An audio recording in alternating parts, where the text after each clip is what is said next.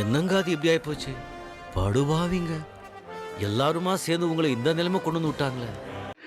சாமி, உங்க நண்பருடையோ உங்களுடைய உறவினருடைய கடையில் போகும்போது அந்த கடையிலேருந்து டிஸ்கவுண்ட் எதிர்பார்க்காதீங்க, கேஷ் கம்மி பண்ணணும்னு எதிர்பார்க்காதீங்க. நீ அவங்களுக்காக அவங்கள ஜாஸ்தி ஹெல்ப் பண்ண வேண்டியது யார்?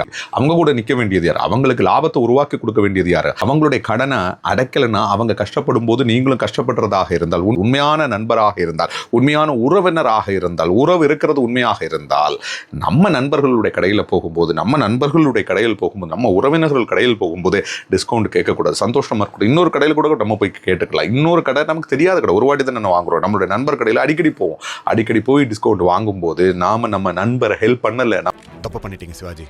எந்த விதமான நல்லதும் பண்ணலன்னு நினச்சிக்கிடுங்க. இந்த ஒரு கல்ச்சரை, இந்த ஒரு நல்ல குணத்தை நம்ம வளர்த்துக்கிடலாம். இல்லை, நம்ம கடையில் எல்லா நண்பர்களும் டிஸ்கவுண்ட் பண்ணும்போது நமக்கு கிடைக்க வேண்டிய லாபம் கிடைக்காம போகுதில்ல.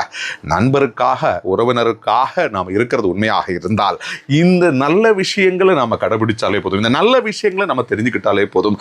அவங்க கூட நிற்கிறதுக்கு, அவங்க பிஸ்னஸில் அவங்க கஷ்டத்தை புரிஞ்சு அவங்களுடைய லாபத்திலையும் கை வைக்கக்கூடாது, நாம் டிஸ்கவுண்ட் கேட்டு அந்த லாபத்தில் இருக்கக்கூடிய வருமானத்தையும் கை வைக்கக்கூடாது. பிரம்மாண்டமாக வாழ்கிறதுக்கு இதெல்லாம் புரிஞ்சுக்கிட்டாலே போதும். இதெல்லாம் புரிஞ்சாலே பிரம்மாண்டமாக வாழலாம்.